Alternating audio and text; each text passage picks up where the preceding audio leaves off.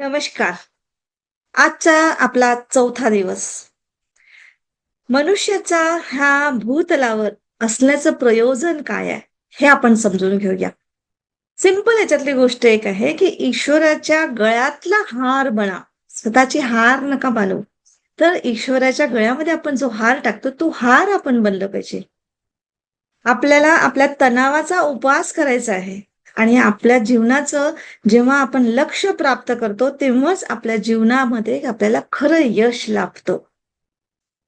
तर मनुष्याच्या तणावाचं मुख्य कारण म्हणजे काय? तर तो ऐहिक जीवनामध्ये इतका आसक्त आणि इतका तल्लीन झाला आहे, की त्याला मिळालेल्या जीवनाचा उद्देश म्हणजे पृथ्वीवर येण्याचं प्रयोजन काय आहे, हेच तो विसरला.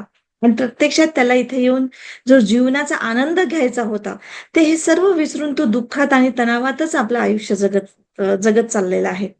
तर चला ही गहन गोष्ट एका परिकल्पनेने समजून घेऊया. तर एखाद्या म्हणजे मंदिरातील घंटेचा आवाज ऐकून तुमची पावलं त्या दिशेने वळतात, हो ना? पण मंदिराबाहेर मोठी गर्दी असते आणि निरनिराळ्या आकारांच्या फुलांच्या माळा घेऊन लोकं आपला नंबर लागण्यासाठी वाट पाहत असतात. तुम्ही पण एक हार खरेदी करून रांगेत उभे होता. आणि मात्र मंदिरातून बाहेर पडणारी लोकं तणावग्रस्त असतात. काही मोजक्याच लोकांच्या चेहऱ्यावर हास्य दिसत होतं. बाकी सगळे उदासच दिसतात. हे पाहून तुम्हालाही तणाव येतो. तर मंदिरात प्रवेश करताना तुम्ही देखील आश्चर्यचकित होता, कारण तिथे देवाची एकच मूर्ती होती. इतर सर्व काही हत्ती, उंदीर, कावळा, सिंह, गाढव, घोडा, लांडगा, डायना आणि साप वगैरे, वगैरे म्हणजे बऱ्याच मंदिरामध्ये तुम्ही ह्या सर्व विविध प्राण्यांच्या मूर्त्या पाहिल्या असणार. आणि पुजारी हातात माळा घेऊन तिचा आकार पाहून त्या आकारानुसार प्राण्यांच्या मूर्तीच्या गळ्यामध्ये हार टाकत असत. मात्र ती माळ मूर्तीच्या गळ्यात जाण्याऐवजी ती जर उंदीर, मांजर, गाढवाच्या गळ्यात पडली तर साहजिकच त्या व्यक्तीला दुःख होत असे. एक म्हणजे काल्पनिक गोष्ट सांगते मी तुम्हाला ही. अगदी मोजक्याच लोकांजवळ मूर्तीच्या म्हणजे ज्यांना आपण अल्लाह किंवा कुदरत किंवा चैतन्य, परमानंद किंवा जे काही आपण शिव शिव वगैरे जे काही म्हणतो आपण, यांच्या गळ्यात बसणारी ती माळ असेल. जी भगवंताच्या गळ्यात पडे तो आनंदात बाहेर पडत होता. म्हणजे ज्याची माळ, ज्याचा हार भगवंताच्या गळ्यामध्ये पडला तो आनंदात असेल. बाकी सगळे उदास चेहऱ्याने निघून जात होते. कारण बाकीच्यांचे चेहरे उदास का बरं राहायचे? कारण त्यांनी नेलेले हार ते कुठे कधीतरी उंदीराच्या, तर कधी मांजराच्या, तर कधी गाढवाच्या गळ्यामध्ये तो पुजारी टाकत असे. आता इतकं बोटावर मोजण्या इतकं लोकच त्या पुजाऱ्याला कारण विचारू शकत होते आणि जे प्रश्न विचारतात त्यांच्यासाठी सत्य जाणून घेण्याचा मार्ग खुला होतो. आपल्याकडून काय चूक झाली आणि ती चूक सुधारण्यासाठी आपण आपल्या आयुष्यात कोणती सुधारणा करायला पाहिजे हे ते जाणतात. आता आपण ह्या गोष्टीचा विचार करूया, की काही थोडेच लोकं ह्या मूर्तीला म्हणजे आपण ज्याला देव म्हणतो त्या मूर्तीला माळा का बरं अर्पण करू शकले? बाकी हे सगळ्या गोष्टीमध्ये म्हणजे बाकी जे इतर छोट्या-छोट्या माळा उंदीर, मांजर यांच्यामध्ये गळ्यात पडले, तसं का झालं? तर आपण त्याचा एक विचार करूया. तर काही क्षण डोळे बंद करून मिटून बसा आणि विचार करा, की काही थोडेच लोकं मूर्तीला माळा का अर्पण करू शकले? या विश्वात अनेक प्राणी, पक्षी, कीटक, पतंग म्हणजे पाहण्यामध्ये राहणारे किंवा सरपटणारे प्राणी असे विविध प्रकारचे सजीव आहेत. विश्वातील सर्वात महत्वाचा प्राणी म्हणजे मानवी शरीर, माळा. ह्या माळा खरं तर परमेश्वराला मनुष्य रूपात त्याने निर्माण केलेल्या सृष्टीचा अनुभव घ्यायचा होता. म्हणून त्याने मन, बुद्धी, विवेक, विचारशक्ती अशा काही विशिष्ट गुणांनी हे मनोशरीर यंत्र तयार केलं. आणि माणसाने पृथ्वीवर येण्याचं आणि या देहाच्या माध्यमातून स्वतःला जाणून घ्यायचं ध्येय पण निश्चित केलं. प्रेमाने, आनंदाने आणि कोणत्याही तणावाशिवाय जीवनाचं सर्वोच्च ध्येय गाठण्यासाठी दैवी शक्ती किंवा दैवी गुणाची अभिव्यक्ती करून अभिव्यक्ती करावी अशी त्याची प्रबळ इच्छा होती. पण घडलं मात्र उलटच. आपण म्हणजे आज माणूस आपलं खरं ध्येय विसरून आधुनिक युगाच्या झगमगाटात तो हरवून गेला आणि तो भूतकाळ आणि भविष्याची चिंता करत तो धकाधकीचं आयुष्य जगायला लागला. आणि अशा तणावात जगत असताना त्याच्या शरीररूपी मायेचा आकार बिघडतो आणि देवाच्या गळ्यामध्ये विराजमान होण्याऐवजी ती प्राणांच्या गळ्यामध्ये घातली जाते. म्हणजे याचाच अर्थ मनुष्य त्या भगवंताशी ताळमेळ राखण्याऐवजी जगातच्या मायाजालामध्ये अडकून स्वतःला ध्येयापासून दुरावतो.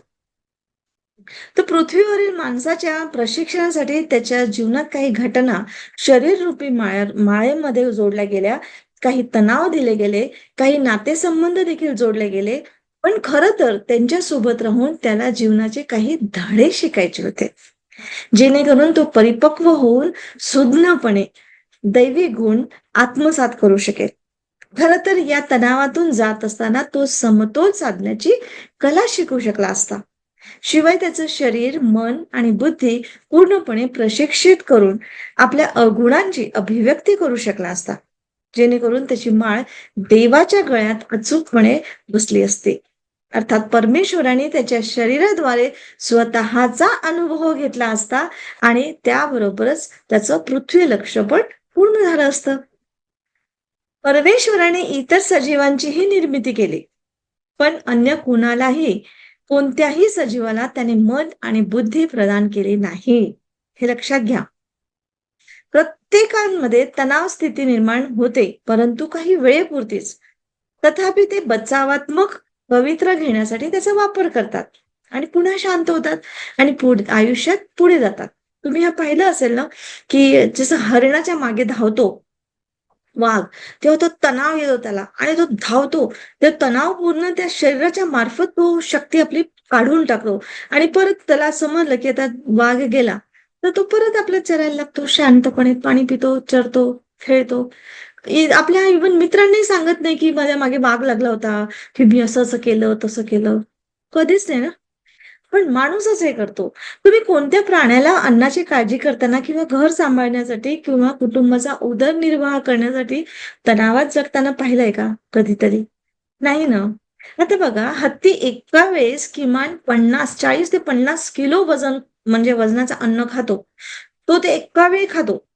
पण त्यावेळी त्याला पुढल्या जेवणाची काळजीच नसते. शिवाय त्याला कधी तणावही येत नाही. पक्षी एका ठिकाणी आपलं घरटं बनवतात. त्याची पिल्लं थोडं मोठं होईपर्यंत ते तिथे थांबतात. पिल्लं उडण्यास सक्षम झाले, की ते स्वतःचा मार्ग शोधतात. तेव्हा घरटं सोडण्याचं किंवा एकत्र न राहण्याचा तणाव कोणालाच राहत नसतो. जंगलातही एखादा प्राणी दुसऱ्या प्राण्याची शिकार करायला जातो, तेव्हा दुसरा जीव वाचवण्यासाठी तणावग्रस्त होतो आणि त्या तणावालाच बळ समजून तो स्वतःचं रक्षण करतो आणि बचावानंतर पुन्हा तणावमुक्त असं जीवन यथेच्छ रमतो. तर निसर्गाने शरीरात ताणतणावाची शक्ती सकारात्मक पद्धतीने वापरण्यासाठी बहाल केलेली आहे, पण मनुष्याने त्या तणावाला नकारात्मक पद्धतीने आपल्या जीवनाचा भाग बनवलं. तर शरीररूपी माळेत तणाव संतुलित आहे का? फार कमी किंवा फार जास्त तर नाही ना, याकडे लक्ष द्यायला हवं. रजोगुणी असलेलं शरीर सतत तणावाखाली राहून कार्य करीत असतं. परिणामी ही माळ म्हणजे मूर्तीच्या आकारापेक्षा मोठी होते. याउलट तमोगुणी लोक लवकर काम सुरू करू इच्छित नाही, तर काम गळ्याशी येईपर्यंत ते टाळत राहतात. अशा लोकांची माळ उंदराच्या गळ्यात पडते. आता ही जी समज दिली आहे, ही मनाशी बाळगून तणाव संतुलित करण्यासाठी आपल्याला एक उपाय करावा लागेल. तो कसा? तो म्हणजे तणावाचा उपास. उपास है ना. तर तणाव आल्यावर त्याचा उपास केल्याने तुम्ही आरामात काम करू शकाल. मग तुमचे शरीर सत्वगुणी म्हणजे संतुलित राहील. सत्वगुणी शरीरासाठी आवश्यक असलेला तणाव तेवढाच दिला जातो. अशी माळ देवाच्या गळ्यात योग्य प्रकारे बसते आणि म्हणून ईश्वराच्या गळ्यात घालण्यासाठी तुमची माळ म्हणजे तुम्ही कितपत तयार आहात, योग्य आहात हे बघा. आता बघा, जसं जीवनातील प्रत्येक लहान मोठ्या प्रसंगात आपल्या अंतरंगातील वाईट प्रवृत्ती, अशुद्धी निघून अंतरंग स्वच्छ करण्याची वृत्ती आणि समज माणसाच्या अंगी येते, तेव्हा त्याची माळ भगवंताच्या गळ्यात अचूकपणे बसते. आज ज्या पद्धतीने तुमचं जीवन चाललं आहे, त्यानुसार तुमची माळ अमुक प्राण्याच्या गळ्यात पडणार आहे, असं जर कोणी सांगितलं, तर तुम्हाला धक्काच बसेल. तेव्हा तुम्ही विचार कराल, की माझ्यासोबत असं होणार असेल, तर मला आजपासून कामाची सुरुवात करावी लागेल. ही गोष्ट ज्यांच्या लक्षात येत नाही, त्यांचं जीवन अंधारात चाच पडत राहतं. आजपासून माझी माळ मी फक्त भगवंताच्याच गळ्यात पडावी, असं आपलं ध्येय स्पष्टपणे ठरवा. आणि त्यानंतर तुमची सर्व कामं ध्येयाला समोर ठेवूनच होतील. ह्या ध्येयाची स्पष्टता तुमच्या जीवनाला दिशा देईल आणि तणावातून बाहेर पडण्याची शक्ती देखील तुम्हाला मिळेल. तर जीवनातील घटनांमधून मला प्रेम, आनंद, संतुलन, शांती, विश्वास असे दैवीय गुण विकसित करायचे आहेत. हे ध्येय तुम्हाला गवसेल. आणि यापुढे जेव्हा तुम्हाला एखाद्या प्रसंगात तणाव येईल, तेव्हा तुम्ही स्वतःशी म्हणा, माझे बाळ ईश्वराच्या गळ्यात घालण्यासाठीच तयार होत आहे. आता याच्यानंतरचं आपण शिकूया, की तणाव मुक्तीचं सूत्र काय आहे? रोबोट कडून शिकायचं आहे आपल्याला. रोबोट पाहिला असेल ना? आपल्या अस्तित्वाचा विचार करून अनुभवाद्वारे मी कोण आहे, हे जाणीव झाल्यावर तणावाकडे नवीन दृष्टीने पाहणं शक्य असतं. आता सध्याच्या काळामध्ये जवळपास प्रत्येकाने रोबोटबद्दल ऐकलं असेल, वाचलं असेल किंवा कुठेतरी पाहिलं असेल. रोबोट बनवताना त्याच्या अनेक ॲक्टिव्हिटीज सेव्ह केल्या जातात. त्यानुसार तो कार्य करतो. ते एका सॉफ्टवेअरद्वारा जुळलेलं असतं. त्याचं नियंत्रण सर्वस्वी ते वापरणाऱ्या व्यक्तीकडे असतं. ज्या कामाचे सॉफ्टवेअर त्याच्यामध्ये फीड केले असतं, तेच तो काम करतो. त्याशिवाय इतर कोणतेही काम तो स्वतःहून करत नाही. आपल्या शरीराचं कार्य देखील एक प्रकारचं रोबोट सारखं असतं.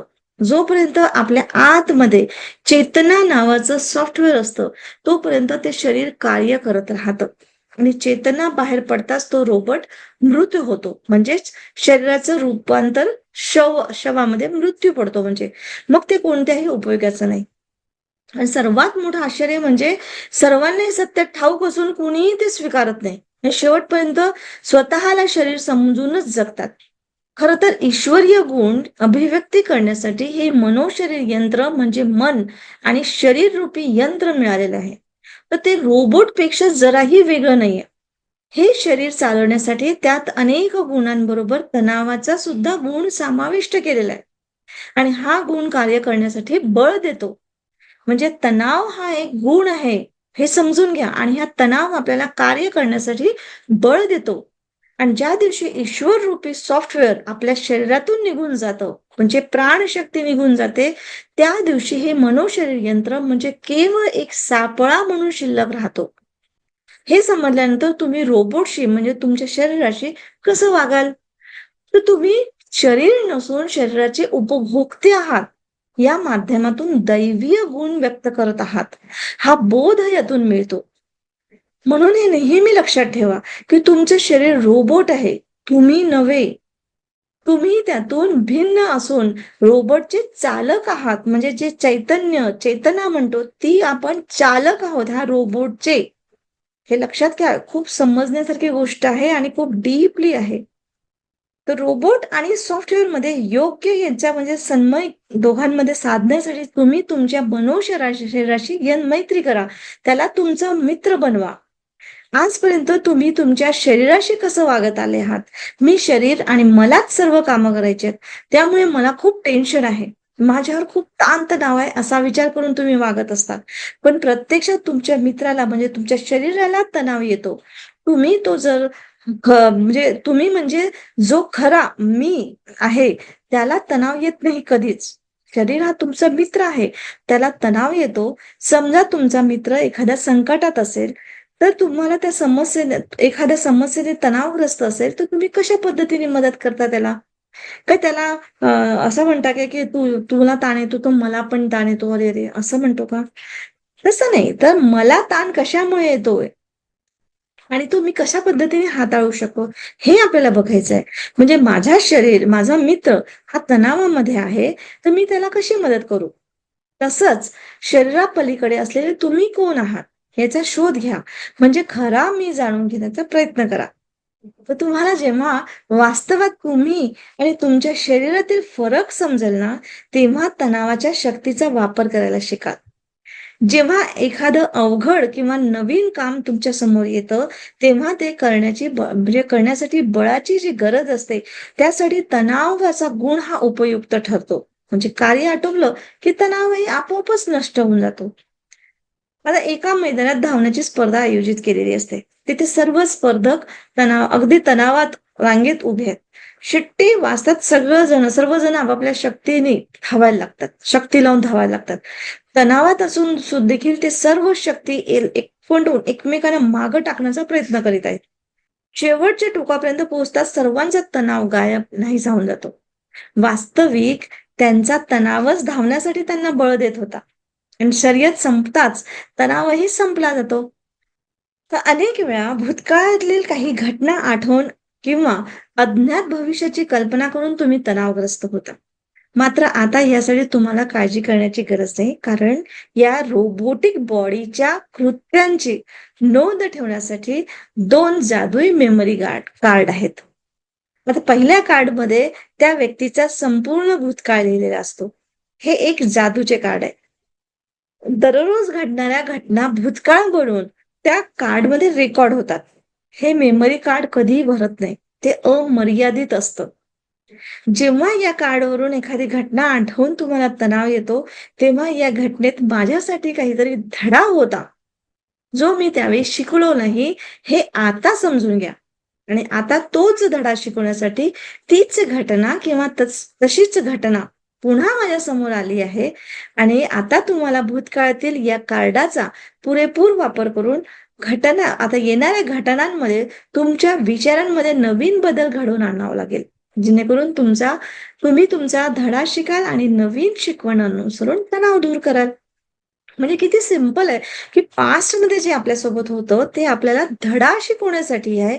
अशा पद्धतीने, अशा नजरेने आपण बघितलं, तर आपला म्हणजे नवीन धडा शिकायचा आणि त्याच्या अनुसरून आपण आपला तणाव अगदी दूर होऊन जातो. समजून जातं आपल्याला, की हा आता धडा होता. आता याच्यापुढे असं वागायचं किंवा नाही वागायचं, ही शिकवण मिळते आणि तणाव दूर होतो. आता दुसरं कार्ड आहे म्हणजे तुमचं भविष्य घडवण्यासाठी असतं. तर यात तुमची जी इच्छा असेल, आयुष्यात तुम्हाला जे हवं असेल, ते भविष्यासाठी जतन केलं जातं. तुम्हाला जे काही हवं आहे, ते दुसऱ्या कार्डमध्ये नोंदवलं जात आहे आणि योग्य वेळेतच ती इच्छा प्रत्यक्षात साकार झालेली दिसेल तुम्हाला. आता या दोन्ही कार्डचा उपयोग तुम्हाला वर्तमान काळामध्ये येणारा तणाव कमी करण्यासाठी ते रेकॉर्ड ठेवलेलं असतं. म्हणजे तुम्हाला वर्तमानामध्ये आत्ता तणाव कमी होण्यासाठी तुमचा म्हणून हे रेकॉर्ड पास्टचं आणि फ्युचरचं हा रेकॉर्ड ठेवलेलं असतं. पण यासाठी तुम्हाला एक गोष्ट करावी लागेल. या कार्डमधून एबीसी काढून टाकावं लागेल. ए आणि बी म्हणजे पहिल्या भूतकाळातील मध्ये आणि सी म्हणजे दुसऱ्या भविष्य कार्डमध्ये. ए आहे अपराधीपणा, म्हणजे तुमच्या भूतकाळामध्ये तुमच्या सोबत कधीतरी अपराधीपणा झाला असेल किंवा बी म्हणजे बदला घेण्याची सूड किंवा सुडाची भावना असेल, त्याला तुम्हाला काढून ठेवायची आहे. हे बाजूला काढून ठेवायचं आहे. हे आणि जेव्हा भविष्यासाठी म्हणजे सी यूज करायचं आहे. सी म्हणजे चिंता, म्हणजे जी बहुतेक वेळा भविष्यासाठी चिंता असते. तर जे काही भूतकाळामध्ये ज्या जुन्या चुका झाल्या असतील त्यापासून बोध घ्यायचा आहे आणि नवीन कल्पनेचा उपयोग करून वर्तमानात त्याचा लाभ घ्यायचा असेल, तर भूतकाळात तुमच्या हातून काही चुका झाल्या असतील तर तुमच्या मनात अपराधीपणा किंवा सुडाची भावना म्हणजे बदल्याची भावना निर्माण होते. ती पुसण्यासाठी तुम्हाला क्षमेचं डस्टर वापरावं लागेल. म्हणजे भूतकाळातील घटनातून मुक्त होण्यासाठी प्रथम इतरांना आणि मग स्वतःला पण क्षमा करायची. तर क्षमा मागावी लागते किंवा क्षमा करावी लागते. म्हणजे जे काही घडलं त्यात तुमच्यासाठी काही बोध होता आणि भविष्यामध्ये तुमची जी काही इच्छा असेल तीही पूर्ण करण्यासाठी यावर विश्वास ठेवावा लागेल. म्हणजे मेमरी कार्डमध्ये तुम्ही ज्या इच्छा बाळगणार आहेत त्या पुढे खऱ्या ठरणार आहेत. म्हणजे मला मला खायला मिळेल की नाही, पैसे मिळतील की नाही, तर या चिंतेत राहू नका. ते सर्व तुम्हाला मिळेलच. फक्त या जादुई कार्डचा उपयोग करायला शिका. म्हणजेच आपल्या कल्पनाशक्तीचा उपयोग करायला शिका. आणि याच्यासाठी हे विश्वास खूप जरुरी आहे. म्हणजे अपने आप भरोसा, कुदरत पर भरोसा. म्हणजे जे कुदरत म्हणजे निसर्ग तुम्हाला आपोआप, तुम्ही भरोसा ठेवला तर तुम्हाला आपोआप तो परसतो म्हणजे देतो. जसं बाळ जन्माला येण्यापूर्वीच निसर्ग त्याची दुधाची व्यवस्था करून ठेवतो. निसर्ग प्रत्येक जीवाची कशी काळजी घेतो हा विश्वास ठेवूनच प्रत्येक जीव कार्य करत आहे. अशा पद्धतीने प्रत्येक जीवाला सर्व काही मिळतं. फक्त माणूसच हा विश्वास गमावत आहे. म्हणून त्याला हा विश्वास परत प्राप्त करावा लागेल. निसर्गाने ठरवलेल्या गोष्टीचा अस्वीकार करू नये. कारण सर्व काही आपल्या भल्यासाठी, आपल्या काही शिकण्यासाठी, आपल्याला कर्मबंधनातून मुक्त करण्यासाठीच दिलेलं जात आहे. तर हे कृतज्ञपूर्वक स्वीकार करून पूर्ण करायचं आहे. जेणेकरून कर्मबंधनातून मुक्ती मिळावी. स्वतःला शरीरापासून वेगळं मानून मी कोण आहे हे जाणा आणि पृथ्वी लक्ष्य साध्य करा. पृथ्वी लक्ष्य साध्य करा म्हणजे आपलं ध्येय साध्य करा. ध्येयाने जीवन जगा. आता पुढचं आपण भावना म्हणजे शिकूया, की प्रत्येक वस्तूविषयी आपल्याला आसक्ती असते. प्रत्येक वस्तूविषयी. तर ही भावना अवश्य बाळगा. कोणत्याही वस्तूबद्दल आसक्ती नसावी, प्रेम असावं. पण प्रेम आणि आसक्ती याच्यामध्ये फरक आहे. अन्यथा आसक्ती केली तर तुम्हाला ती तणावग्रस्त करते. तर ते कसं? आसक्ती म्हणजे मोह, लोभ, लगाव म्हणजे आसक्ती म्हणजे इतरांद्वारे मिळालेली शक्ती.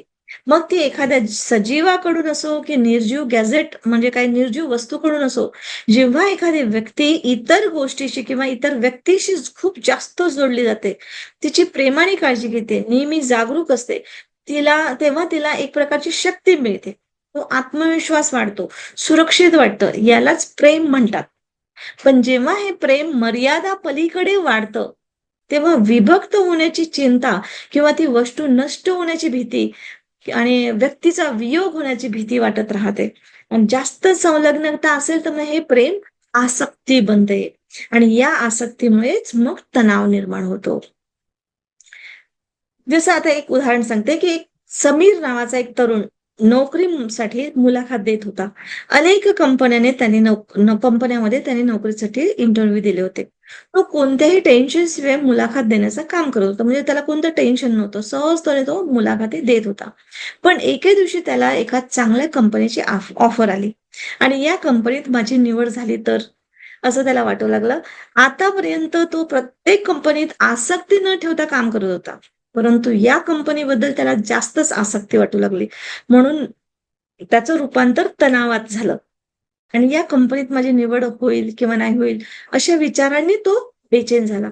जेव्हा एखादी व्यक्ती कुठल्यातरी गोष्टीशी आसक्त होते, तेव्हा तणाव सुरू होतो. नाहीतर मानवी आयुष्यात अशा कित्येक गोष्टी येतात आणि जातात. निसर्गामध्ये गोष्टीसाठी आपण मुक्तपणे कार्यरत असतो.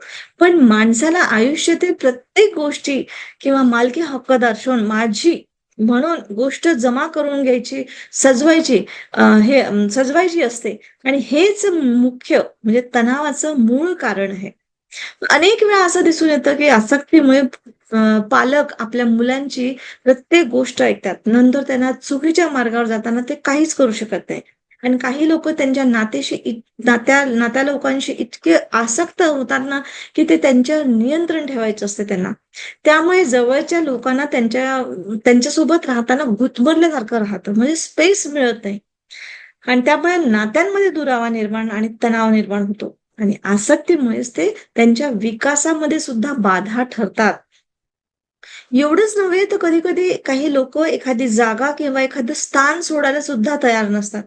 म्हणजे आपल्या पूर्वजांकडून वारसा हक्काने मिळालेली मालमत्ता सुद्धा आपणच जपली पाहिजे. त्या घरातच राहायला पाहिजे असा अट्टहास करतात. जे लोक सहजासहजी बदल स्वीकारायला तयार नसतात.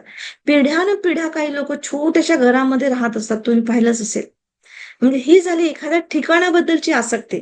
पण त्याचप्रमाणे काही लोकांना त्यांच्या कामाची जागा पण सोडायची नसते. काहींना कोणत्या ना कोणत्या वस्तूशी खेळाशी मोह असतो.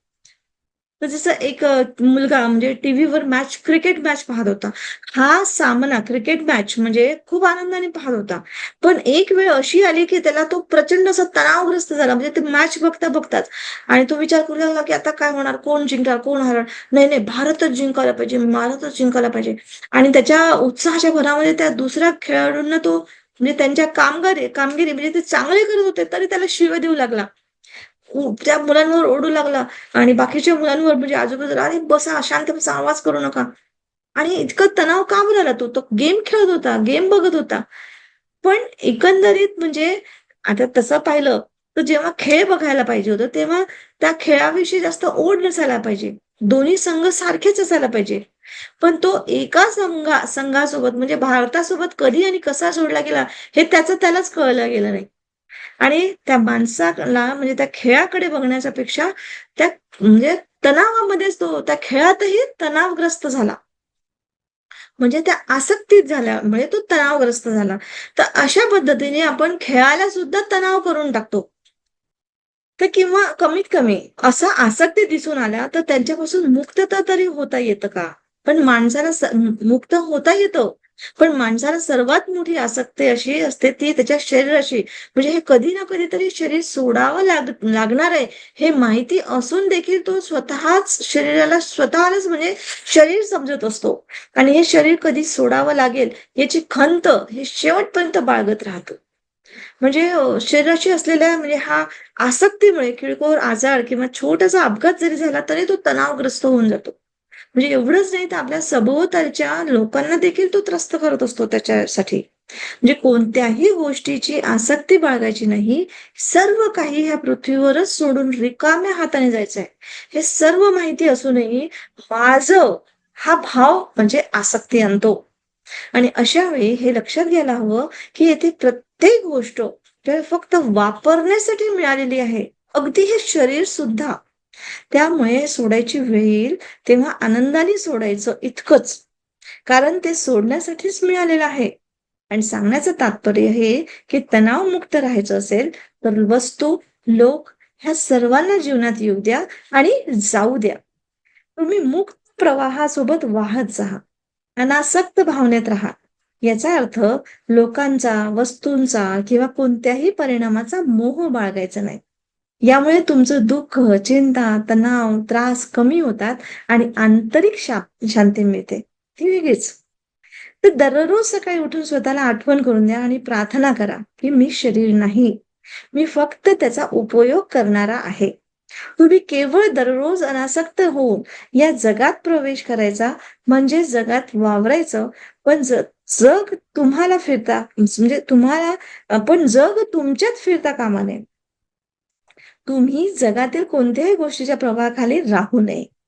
दररोज एक छोटंसं ध्यान करत चला. तुमच्या घड्याळीमध्ये वाटल्यास 5 मिनिटाचा अलार्म सेट करून टाका. आता ते ध्यान कसं करायचं? तर हेच असं मी सांगते तुम्हाला. विचार करायचा आहे, की शांत बसून एका ठिकाणी बसून डोळे बंद करायचे, ध्यानाच्या मुद्रेमध्ये बसायचं. विचार करायचा हा, की सर्व काही इथे पृथ्वीवरच राहणार आहे. हे लक्षात घेऊन मनातल्या मनात म्हणा, की "हे परमेश्वरा, मी जाणतो, की मी शरीर नाही. केवळ दैवी गुणांची अभिव्यक्तीसाठी मी याचा वापर करणार आहे. सर्व नात्याशी, वस्तूशी मी माझे अनासक्त भावनेने जोडले गेलेले आहे. याच्यातून मुक्त होण्यासाठी कृपया मला मदत करा." आणि अनासक्तीची भावना अनुभवत थोडा वेळ बसायचा आहे. तर अशा पद्धतीने आपल्याला हे रोज ध्यान 5 मिनिटासाठी का असेना स्वतःला अलिप्त ठेवून बघायचंय. ठीक आहे. तर एकंदरीत ही कथा काय दर्शवते म्हणजे आपल्या शरीराची कथा काय असतं तर हे मनुष्याचे शरीर हे देखील काय आहे हवन आहे. मनुष्य आपलं शरीर घेऊन फिरत असतो. खरं तर हे शरीररूपी हवनकुंडच म्हणजे पात्र त्याला ज्ञान, कर्म, ध्यान यासाठी मिळालेलं आहे. म्हणजे हे पात्र हवनकुंडाचं पात्र याच्यामध्ये काय टाकायचं आपलं ध्यान टाकायचंय, कर्म टाकायचे आपले हे सगळं. पण तो या कथेतील व्यक्तीप्रमाणे त्याला आपल्या उद्देशाचंच विस्मरण घडून म्हणजे विसरून गेलेला त्याचा उद्देशच विसरून गेलेला आहे तो. आणि मनुष्य आपल्या जीवनाचा आणि जन्माचा उद्देश विसरला आणि म्हणून तो या यज्ञकुंडामध्ये आपल्या धारणारूपी म्हणजे धारणा जे बनवतो आपण, पूर्वग्रह जे बनवून ठेवतो, त्याचा कचरा जमवून ठेवतोय. तो जाळत नाहीये. ॲक्चुअली ह्या अग्निकुंडामध्ये, यज्ञकुंडामध्ये जाळायचं असते सगळा कचरा. तर आता हे कसं म्हणजे आपण आपल्या धारणा म्हणजे असे विचार की जे आपण मनुष्य मानतो आपण ते अस्तित्वात नाहीये. है ना? तर असं म्हणजे हा धारणा म्हणजे चुकीच्या गोष्टी म्हणण्यापेक्षा जे अस्तित्वातच नाहीये त्या गोष्टींना पकडून ठेवणं, अशाला आपण धारणा म्हणू शकतो. आता ह्या धारणा म्हणजे कशा? तर जसं परमेश्वराला स्वतःची प्रतिमा आकारात पाहण्याची इच्छा झाली आणि त्याने माणसाला पृथ्वीवर पाठवलं. त्याला लहान मुलाचं सुंदर रूप देऊन आनंदाने त्याच्या कानात सांगितलं, की "मी तुला माझ्यासारखं बनवलंय." शिवाय आनंदाने ओतप्रोत भरून त्याने सर्व मुलांना हेच सांगून पाठवायला सुरुवात केलं. म्हणजे बाळ जेव्हा जन्मतं तेव्हा, की हे तुमचं शरीर म्हणजे हवनकुंड आहे आणि हे शुद्ध ठेवण्यासाठी यात ध्यान, ध्यान, कर्म हे करावं लागेल आणि याच उद्देशाने शरीर धारण करून बालक पृथ्वीवर जन्माला येतं. काही दिवसांनी त्या हवन कुंडाला एक नाव दिलं जातं. त्या दिवसानंतर त्याला त्याच नावाने हाक मारली जाते. म्हणजे हे शरीर म्हणजे आपलं हवन कुंड आहे. आलं लक्षात? ह्या शरीराला एक नाव दिलं जातं आणि या शरीरालाच आयुष्यभर लोकं म्हणजे दुसरे लोकं एका नावाने हाक मारले जातात.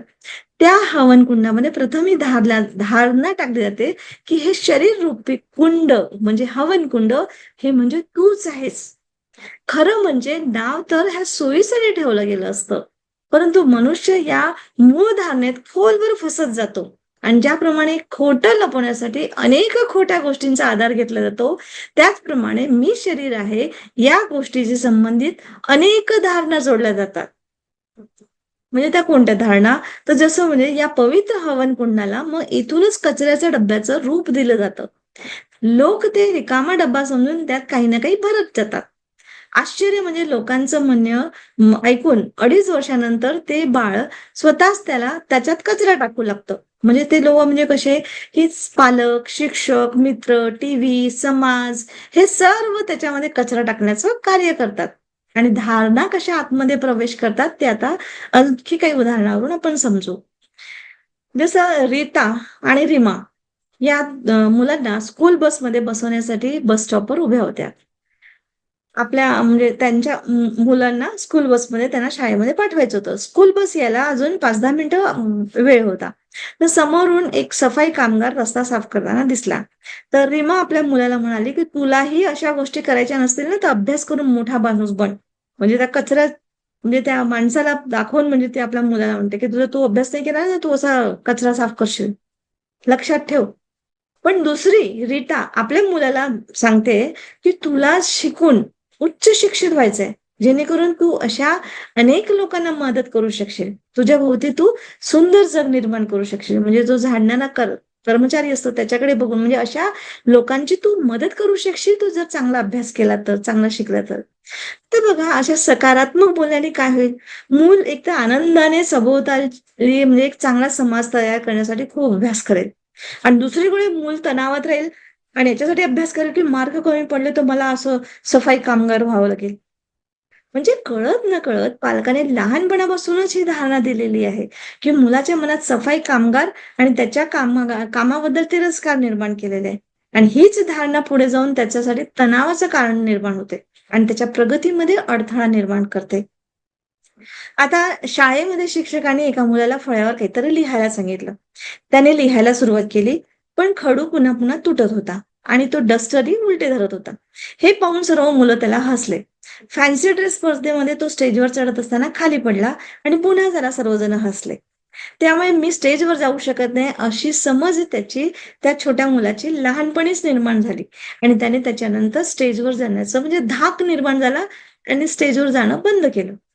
आता त्या निरागस मुलाच्या मनाची धारणा होती, की कोणी कमकुवत असेल, तर लोकं त्याला हसतात. म्हणजे पहिल्यांदाच तो त्या प्रसंगातून जातो आणि त्याचा विश्वास खालावतो. कधी-कधी लोकं उगाचच कोणालाही हसतात. तेव्हा त्याला वाटते, की सगळे फक्त मलाच बघून हसतात. माझ्याच बद्दल बोलतात.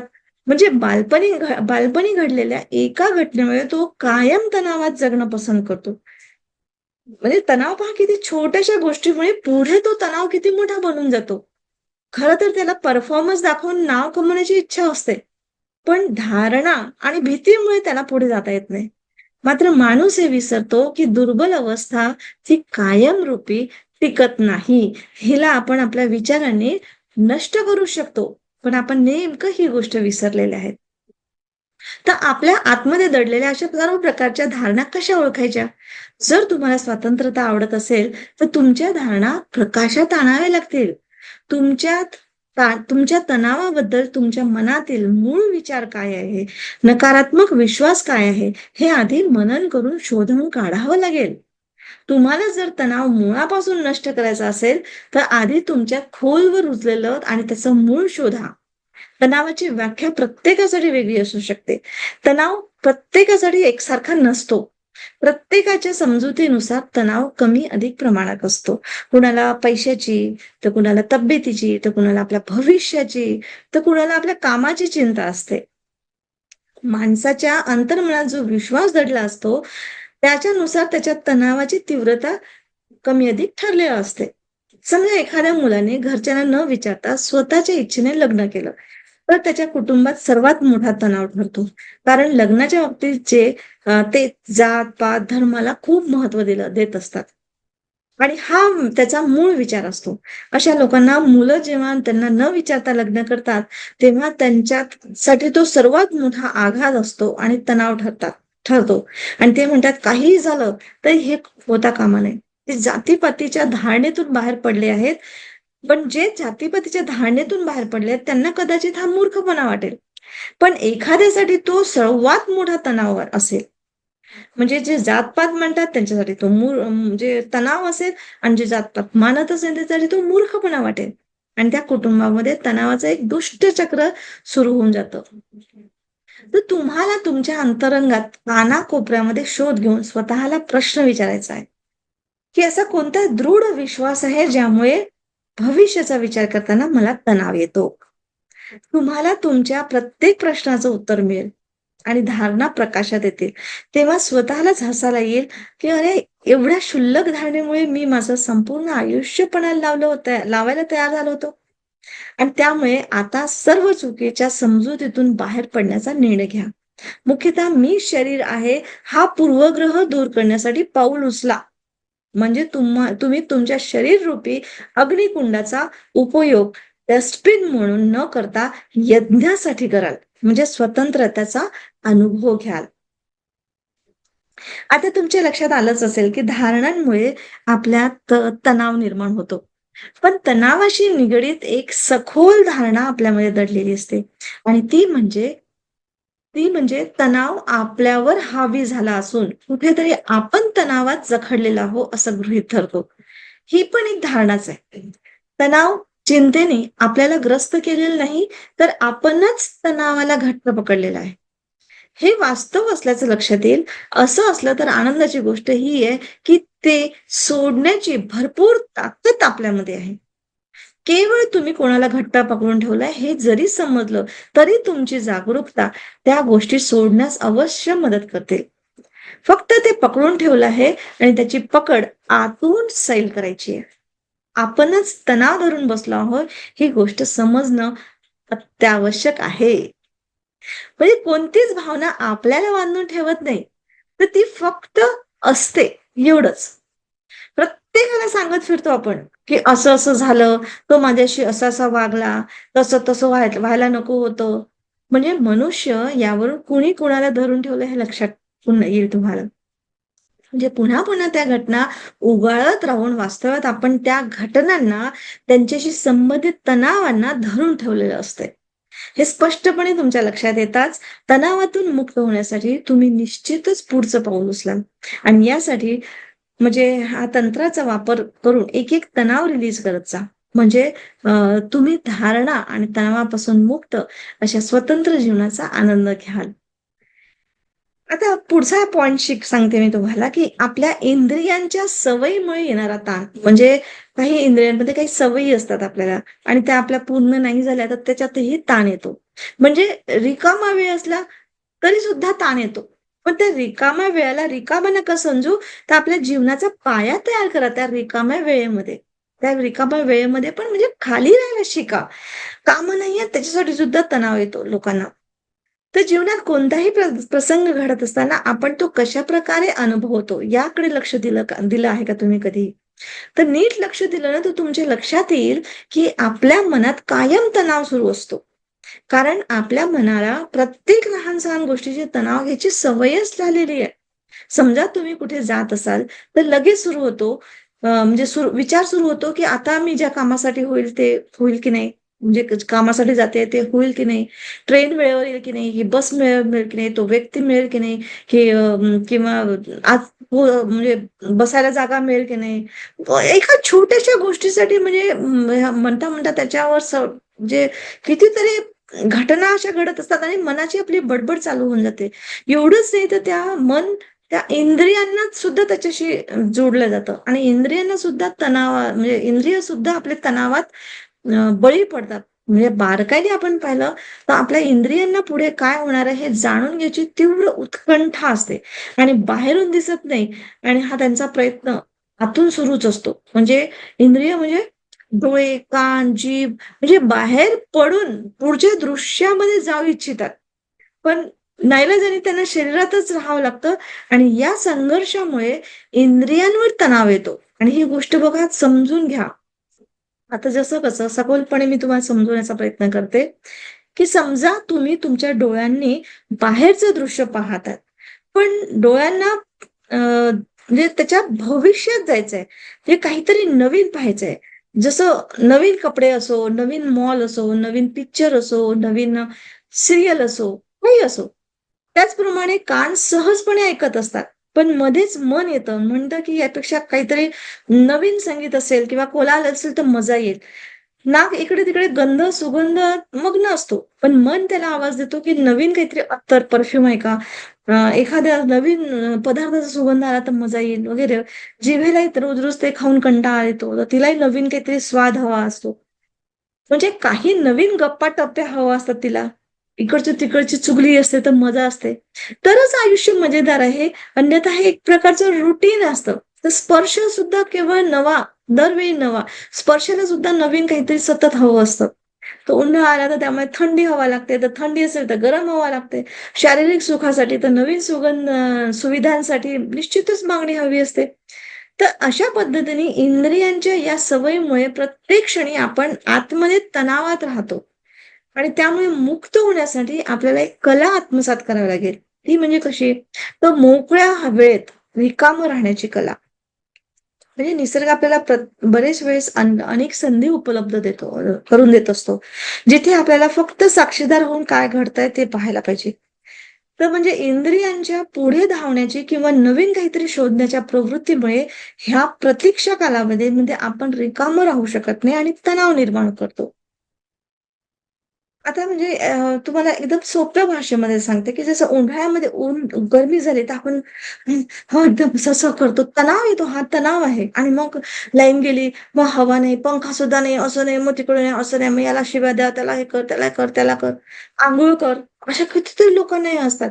तर याच्यामध्ये काय करायचं शांतपणे गरमी होते ना, एक्सेप्ट. बघा, गरमी कोणाला होते? ह्या शरीराला होते आहे.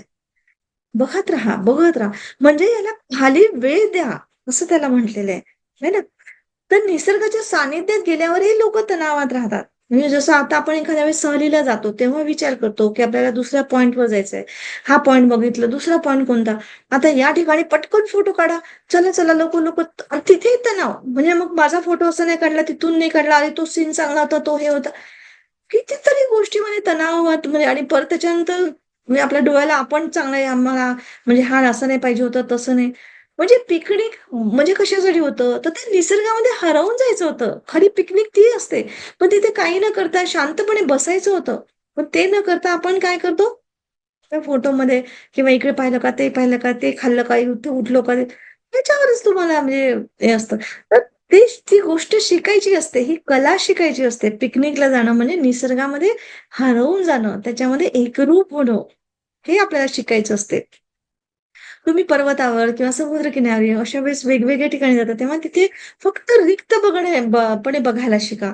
पक्ष्यांचे आवाज ऐका, फुलांचा किंवा झाडांचा अनोखा सुगंध घ्या, ताज्या हवेचा सुगंध आनंद घ्या.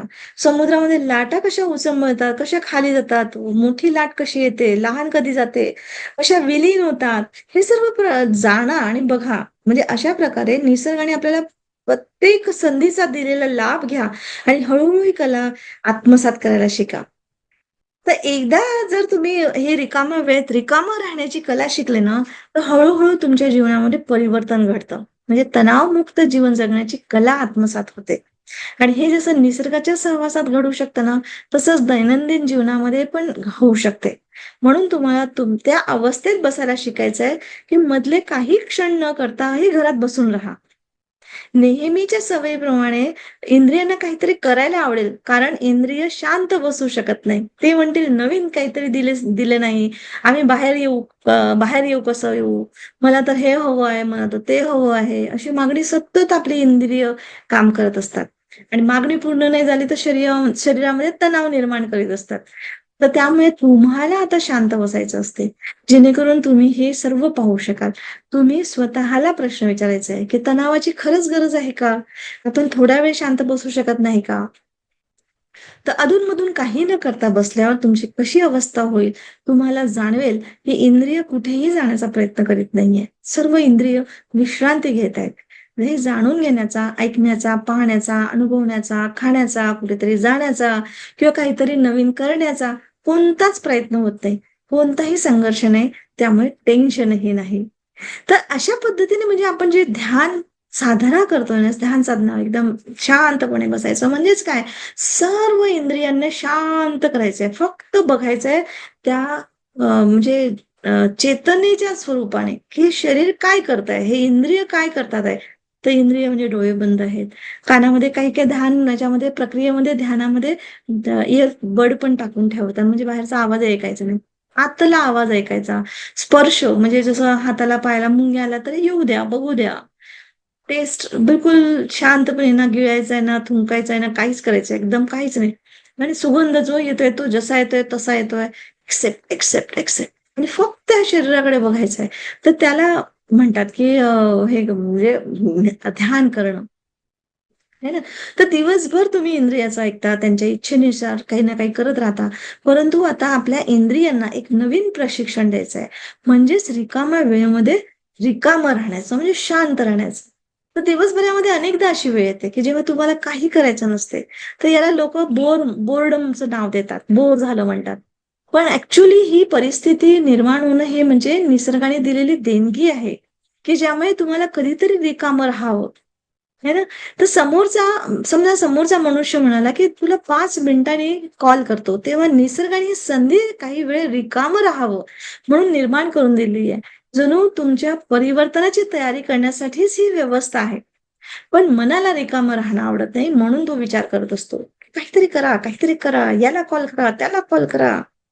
हे मासिक उचला, ते पुस्तक उचला, रेडिओ चालू करा, टीव्ही चालू करा. संगीत ऐका, मोबाईलमध्ये रील्स पाहत राहा. सतत, सतत, सतत. तर अशा वेळी काहीतरी घडण्याची वाट पाहण्यापेक्षा नेमकं काय चाललं हे जाणून घेणं आवश्यक आहे.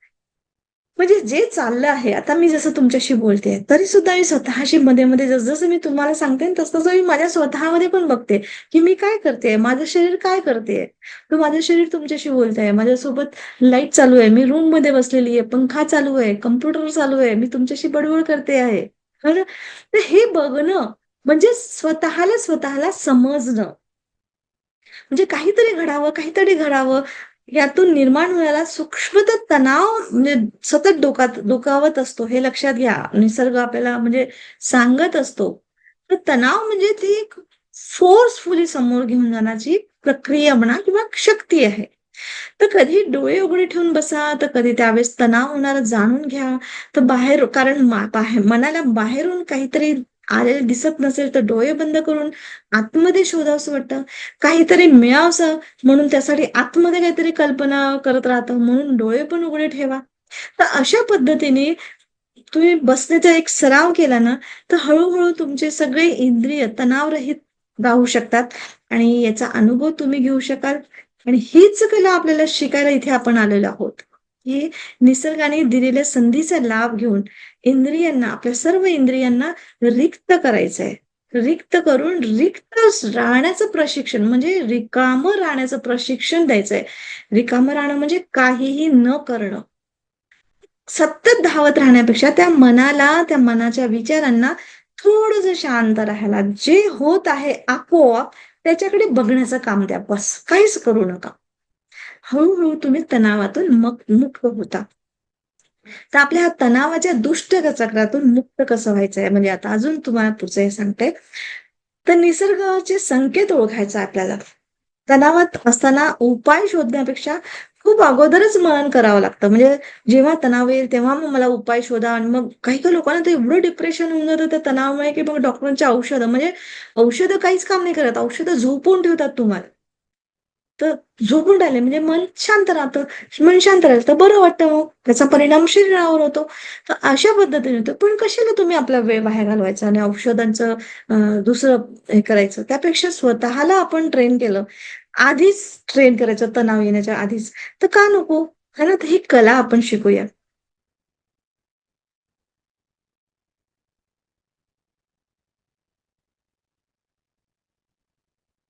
आता कोणत्याही कार्यालयात काम करणाऱ्या व्यक्तीने तणाव येण्यापूर्वीच विचार करायला हवा, की मला असा तणाव आला तर मी काय करणार? म्हणजे कोणत्याही कार्यालयात, ऑफिसमध्ये तुम्ही काम करताय, तर ते तणाव येण्याच्या आधीच मी काय करायला पाहिजे? तर इतर सगळे जे करतात तेही मी नकळतपणे करायचं का? की काहीतरी नवीन आणि किंवा सर्जनशील म्हणजे क्रिएटिव्हिटी कार्य करायचं? तर तणाव आल्यावर मी काय करायचं याचा विचार तणाव येण्याच्या आधीच करून ठेवायला पाहिजे.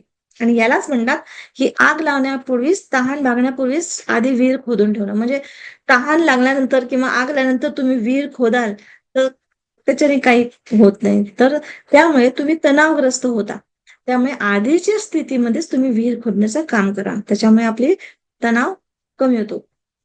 तर तणाव आल्यावर उपाय शोधण्यापेक्षा तो नसतानाच त्याचं चिंतन मनन करणं केव्हाही चांगलं असतं. आणि आपला हा जो कोर्स आहे, हा कोर्स त्याच माध्यमातून आपण म्हणजे समजावून सांगतो आहे. केवळ शांत स्थितीत आपण तणावातून बाहेर पडण्याचे वेगवेगळे मार्ग शोधू शकतो. तर तणावाच्या अवस्थेत आपण विचार करण्याच्या परिस्थितीत नसतो. तर म्हणून तहान लागण्यापूर्वीच पाण्याचं व्यवस्थापन केलं पाहिजे. तर जो मनुष्य चिंतन करतो किंवा जागरूकपणे वाढत्या तणावाचं दुष्ट चक्र पाहण्यामध्ये सक्षम असतो, तोच या चक्रातून बाहेर निघू शकतो. आणि मात्र आणि बाकीचे मात्र या दुष्ट चक्रामध्ये अडकून राहतात. तर एखाद्याला 2 दिवसांनी रविवार येणार आहे हे माहिती असेल, तर त्याने आतापासूनच पूर्वतयारी करून ठेवायला हवी. वडिलांना माहिती असतं, की मुलं रविवारी घरी असतात तर तणाव येतो आणि त्यांनी पूर्वी असं कित्येक रविवार अनुभवले असतात. म्हणून वडील खूप आधी रविवारचं नियोजन करून ठेवतात. त्याआधीच त्यांनी रविवारची कल्पना करून ठेवावी, की रविवार हे असं-असं होईल. या दिवशी इकडे फोन वाजेल, तर तिकडे मुलं ओरडतील, भांडतील. तर एका मुलाचं टीव्हीचं चॅनल एका मुलाला एक चॅनल हवा आहे, तर दुसऱ्याला दुसरं चॅनल वगैरे, वगैरे असे बरेच त्याचे असे हे असतील. तर त्यामुळे रविवारी काय प्रतिसाद द्यायचा किंवा त्या दिवशी मुलांशी कसं बोलायचं, त्यांना कसं समजून सांगायचं, याविषयी आधीच विचार करून ठेवावा. तर रविवारी सर्वांना त्यांच्या गरजेप्रमाणे सर्व गोष्टी कशा उपलब्ध होतील यावर वडिलांनी विचार करून ठेवला. तर थोडी पूर्वतयारी केली तर म्हणजे घरातील सर्व सदस्य त्या रविवारी अतिशय आनंदात घालवतील. म्हणजे कसं होतं, की टीव्हीसाठी 2 मुलं आपसामध्ये भांडतील, हे करतील त्याच्यापेक्षा त्यांचं आधीच पूर्वनियोजन काहीतरी करून ठेवलं, तर काहीतरी त्यांना म्हणजे एक समजून हे होतं प्रत्येक कोणत्या गोष्टीमध्ये, की कसं पूर्वनियोजन म्हटलं, की आज सकाळी संध्याकाळपर्यंत काय करणार आहे तुम्ही, है ना? विद्यार्थ्यांसाठी सुद्धा होतंय, की जसं विद्यार्थी वर्षभर अभ्यास करत नाही आणि परीक्षा जेव्हा आल्यानंतर अभ्यास करतात. तर मग अशा वेळेस त्यांना तणाव येतो. मग ते रडत-भडत कसा तरी अभ्यास करतात आणि ते परीक्षेत पास तर होतात, पण पुढच्या परीक्षेसाठी आल्यावर ते परत तणाव घेतात, रडतात. तर अशा पद्धतीने प्रत्येक वेळेस त्यांच्या जीवनामध्ये म्हणजे असे विद्यार्थी जीवनाच्या प्रवासात तर काही शिकतच नाही, पण परीक्षेच्या आधी जी विहीर खणली आहे, म्हणजे आधीच जर विहीर खणली असती, तर काय होतं म्हणजे विद्यार्थ्यांना एक प्रकारचं शिक्षण मिळालेलं आहे. हे परीक्षा म्हणजे शाळेची परीक्षा म्हणजे. तर त्यांना तेच आहे, की तुम्ही परीक्षेच्या आधी विहीर खणली, आधीच खणायची म्हणजे पूर्ण वर्षभर अभ्यास करायचा असते. तर हे गोष्टी त्यांना नियोजन करून रोजच्या रोज कसं आपण करता आलं पाहिजे, याचं नियोजन केलं, तर चांगलं म्हणजे 100% यशस्वी होण्याचा मार्ग मिळतो. है ना? तर अशा पद्धतीने आपल्याला म्हणजे आपल्याला आपल्या आयुष्यातही म्हणजे जसं शाळेच्या परीक्षेमध्ये आपण निमित्ताने शिकतो, तसंच आपल्या आयुष्याच्याही परीक्षेत आपण पारंगत होत जातो. तर आता ह्या म्हणजे आणि जर तुम्ही ह्या गोष्टी समजा एखाद्या वेळेस तुम्ही स्वतःला प्रश्न विचारा, की तुम्हाला हा जो तणाव येतो, याच्यातून मला काही फायदा होतो का? आणि हा तणाव मला काय शिकवायला आलाय? आणि समजा तुम्ही याच्यातून काही शिकले नाही, तर निसर्ग पुन्हा पुन्हा तुमच्याकडे ह्या गोष्टी म्हणजे आकर्षित करतो किंवा देतो, की जोपर्यंत तुम्ही शिकत नाही, तर ह्या गोष्टी तुम्हाला समजून घ्यायला पाहिजे. तर तो तुम्हाला शिकवायला आला आहे, हेच तुम्ही शिकत नाही. तर आपण प्रेम करू शकत नाही आणि पुन्हा पुन्हा म्हणजे द्वेष म्हणून द्वेष पुन्हा पुन्हा येतो. म्हणजे जोपर्यंत तुम्ही त्या गोष्टीवर प्रेम करू शकत नाही, म्हणजे प्रेम शिकत नाही, तोपर्यंत तो द्वेष तुमच्या मनामध्ये येतो. म्हणजे द्वेष ही एक संधी आहे. तर ज्याद्वारे तुम्ही प्रेम म्हणजे काय हे शिकावं, अशी प्रत्येक वेळेस संधी येते. तसं-तसं म्हणजे तुम्हाला म्हणजे संधी ती घ्यायला पाहिजे. आता द्वेष म्हणजे कसं, मी माझी नेहमीच तुम्हाला मी स्टोरी सांगत असते, की माझा पैशाविषयी सुद्धा द्वेष होता. म्हणजे नाही, पैसा म्हणजे लोभी बनवतो आपल्याला. पण मी जेव्हा पैशावर प्रेम करायला लागले, तेव्हा तो माझ्याकडे यायला लागला. जोपर्यंत मी पैशावर प्रेम करत नाही, तोपर्यंत पैसा माझ्यापासून दूरच पळत होता. अशाच पद्धतीचं आपल्या आयुष्यामध्ये घडत असतं. त्यामुळे आपल्याला शांत राहून अभ्यास कसा करायचा हे तरी शिकलंच पाहिजे. आणि तर नाही शिकलं ना, तर ती घटना परत-परत तुमच्या आयुष्यामध्ये येईल. म्हणजे निसर्ग तुम्हाला शिकवूनच सोडतो. तर त्यापेक्षा त्याला त्याची कृपा समजा, तुमच्यासोबत जर काही निगेटिव्ह गोष्ट असेल तर. तर अशा पद्धतीने आपल्याला ह्या गोष्टीची जाणीव झाली असली पाहिजे. तर ह्या गोष्टीची जाणीव झाली तर खरंच आपलं आयुष्य म्हणजे तणावात जात नाही. तर आधीच आलेल्या प्रकल्पासाठी म्हणजे मला काय करायचंय, माझी तयारी काय आहे, याचा आधीच विचार जर आपण केला, तर ती संधी अचूकपणे ओळखल्या जाते. आणि वेळ निवांत काढून आपण त्याचा सराव करायचा आणि ती संधी उपलब्ध झाली, त्याच्यामध्ये आपण पुढे जाण्यास येऊ शकतो. म्हणजे तो गेम आपण चांगल्या पद्धतीने खेळू शकतो. म्हणजे चांगल्या स्तरावर खेळण्याची मजा येते आणि उलट आपले कामं जलद गतीने होतात किंवा अधिक सतर्क राहण्याचा आपल्याला समज येते आणि तणावामुळेच आपली सतर्कता वाढते, हे समजून घ्या. जे लोकं स्टेजवर जातात ना, त्यांना माहिती असते, की स्टेजवर जाण्यापूर्वी खूप तणाव येतो त्यांना. तर अशा वेळेस त्यांना सतर्कतेची गरज असते. म्हणजे कोणतेही काम करताना जिथे परिपूर्णता म्हणजे परफेक्शन आवश्यकता असते, तिथे अधिक सतर्कतेची म्हणजे सावधानतेची गरज असते. तर तिथे आयत्या वेळी एखादी गोष्ट म्हणजे म्हणजे हे झाली, खराब झाली, तर मग तुम्ही काय करणार? एखादी चूक झाली किंवा प्रेक्षक बोलले, तर तुम्ही काय कराल? अशा परिस्थितीत योग्य प्रतिसाद देण्यासाठी तुम्हाला खूप आधीपासून जागरूकतेचं म्हणजे प्रशिक्षण घेणं आवश्यक असते. तर अशा पद्धतीने कोणत्याही प्रोजेक्टसाठी कोणतीही म्हणजे संधी आहे, की तिच्यात किती मोठी संधी आहे, हे आपण ओळखून घेतलं पाहिजे आणि संधी ओळखल्यानंतर त्याची आधीच तयारी करायची. तर टेन्शन न घेता प्रसंगाची वाट पाहत त्या घटनेमध्ये माणूस स्वतःला तपासून बघतो. म्हणजे की मी किती संतुलित आहे आणि मग तो गोंधळ उडू नये म्हणजे अशा पद्धतीने तो आपली तयारी करतो आणि म्हणजे एक त्याची आधीपासून तयारी असते. तो म्हणजे एक स्वतःला एक म्हणजे काय म्हणतो त्याला संतुलित ठेवणं म्हणजे अवेअर ठेवणं खूप गरजेचं असते. तर अशा पद्धतीने आपल्याला म्हणजे म्हणजे पूर्वचिंतन, मनन ह्या करण्याची म्हणजे एक सवय लावणं खूप गरजेचं आहे. तर ह्या संधी आपल्याला आयुष्यामध्ये येत असतात, जात असतात, पण त्याची तयारी आधीपासून करणं खूप गरजेचं असते. आता आपला विचार नेक्स्ट पॉइंट आपला देतो, की विचारांचाच तणाव येतो. आता आपल्याला ॲक्चुअली विचार येतात ते आपल्या विकासासाठी येतात, है ना?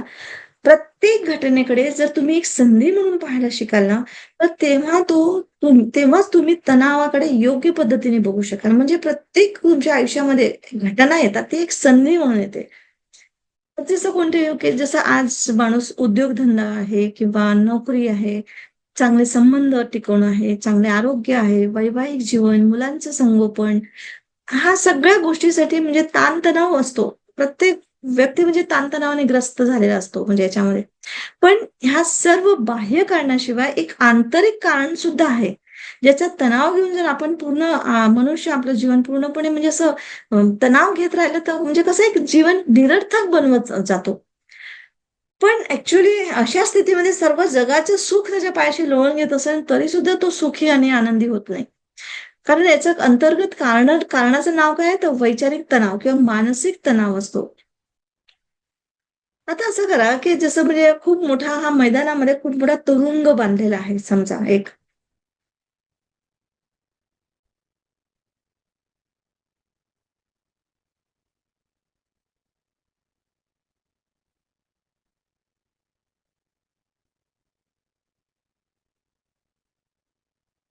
आता एक तुम्हाला एक हे सांगते आहे, उदाहरण सांगते आहे, की जसं म्हणजे नेक्स्ट आपला हे होतं ना विचारांचा तणाव. हां. तर ह्या गोष्टी म्हणजे आपण थोडंसं एक उदाहरणातून मी तुम्हाला सांगते, की की एका मोठ्या मैदानामध्ये खूप मोठा तुरुंग बांधलेला आहे आणि मैदानाभोवती उंच भिंती उभारण्यात आहेत आणि त्याच्या दारावरही म्हणजे पहारा बसवण्यात आलाय. कैदी पळून जातील अशी अजिबात शक्यता नाहीये. तिथे कैद्यांना विहिरीतून पाणी आणणं, झाडू-झुडपांना पाणी देणं, स्वयंपाक करणं, दगडं फोडणं, लाकडं फोडणं, साफ करणं अशा विविध कामं करावी लागतात. ते कामं करताना त्यांना दुखापतही होत राहते आणि शारीरिक वेदना पण सहन कराव्या लागतात. त्यांच्या काही जखमा पण ओल्या राहतात, काही भरतात. पण कितीही त्रास झाला तरी त्यांना सोपवलेलं काम त्यांना पूर्ण करावंच लागतं. यातून वेळ मिळेल तेव्हा ते पत्ते खेळतात. अशा प्रकारे ते जीवन व्यतीत करत असतात. आता कैदी काम करत असताना काही सैनिक त्यांना मैदानावर परेड करताना दिसतात. त्यांना पाहून कैदी अतिशय घाबरतात. हे लोकं आपल्यावर एखादा नवीन आघात करायला तर आले नाही, असं त्यांना वाटतं. आणि ते निघून जाईपर्यंत सर्वजण तणावात राहतात आणि ते गेल्यानंतर रिलॅक्स होऊन आपल्या कामाला लागतात.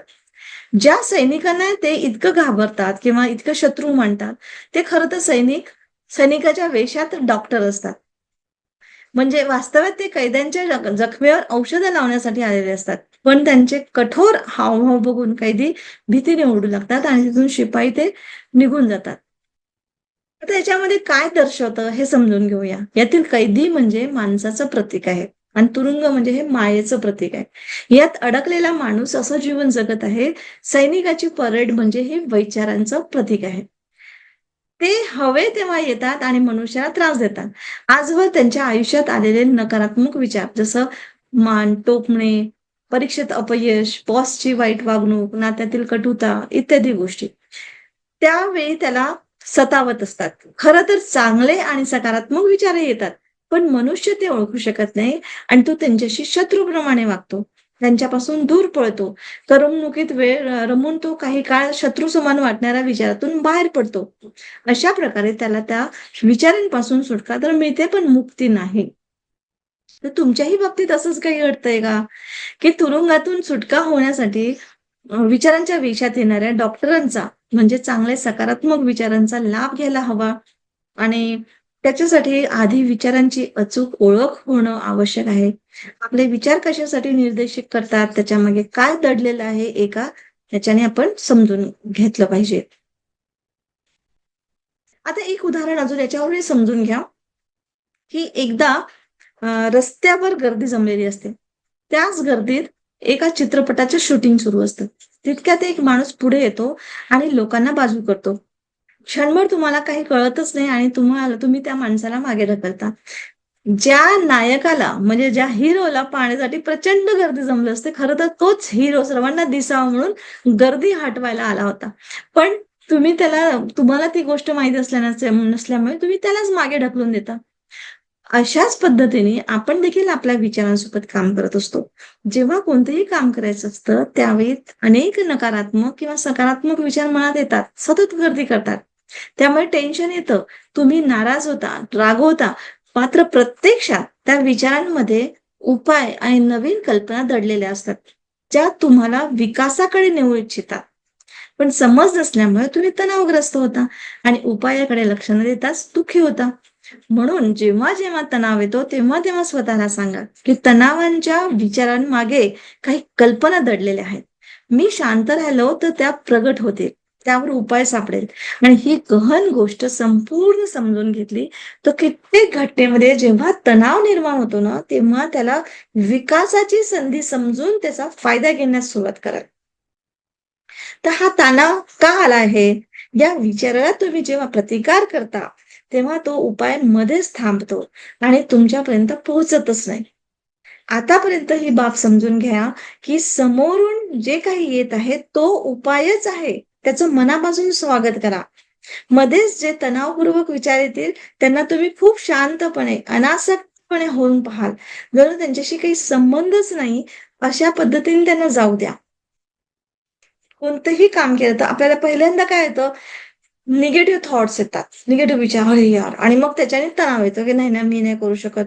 माझ्या मेरे बस की बात नाहीये." है ना? पण त्यावेळेस थांबायचं की मी का नाही करू शकत? का बरं माझ्यापेक्षा एक लहान मुलं करतात, माझ्यापेक्षा म्हणजे अशा पद्धतीने त्याला प्रश्न विचारून समोर जायचं. त्याला फ्रंट पार्ट दाखवायचा आहे.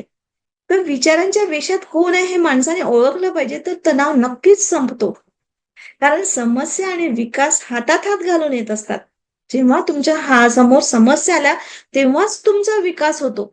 हा विकास एकटा येऊ शकतच नाही. तर समस्येला सोबत घेऊनच येतो. आणि जो विकास झालाय, तोच तर तुम्हाला म्हणजे आणि तोच तुमच्या उद्याची समस्या पण ठरवू शकतो. काही सांगता येत नाही. तर हे दोघे एकमेकांची भावंडच आहेत असं म्हटलं तरी चालेल. तर ज्या समस्येवर तोडगा निघतो तो परवाचा विकास असू शकतो. अशा पद्धतीने विकासाचा हा प्रवास आहे. तर विचार केवळ एक धक्का देऊन पुढे नेत असतो. तर अशा पद्धतीने तुम्हाला म्हणजे धक्का देणंच म्हणजे हे असतं.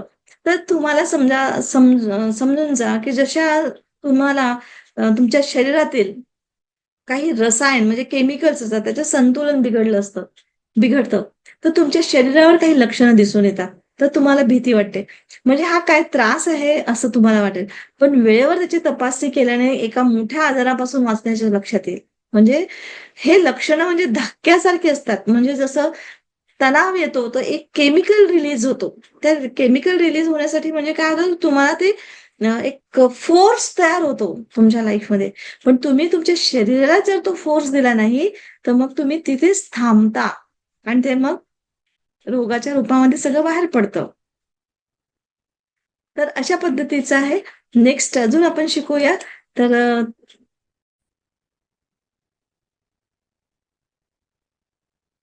सोबत राहा, आत नाही. पुढचा मंत्र आणि सूत्र देते तुम्हाला. सोबत राहा, आत नाही. म्हणजे मनाला अशा प्रकारे प्रशिक्षित करा, की ज्या योगे सर्व काही पाहत असताना, ऐकताना सुद्धा ते रिक्त राहील. म्हणजे खाली राहील, रिकामं राहील. कल्पना करा, की एक मोठं प्रचंड असं फिश पॉट आहे, मध्ये हजारो मासे पोहत आहेत. विविध आकाराचे किंवा निळ्या रंगाचे आहेत. त्यातच ऑक्सिजन भरलेले बुडबुडे सुद्धा तरंगत आहेत. आणि आपसामध्ये ते चर्चा करत आहेत. काही बुडबुडे आरडाओरड करतात, काही नाराज असतात.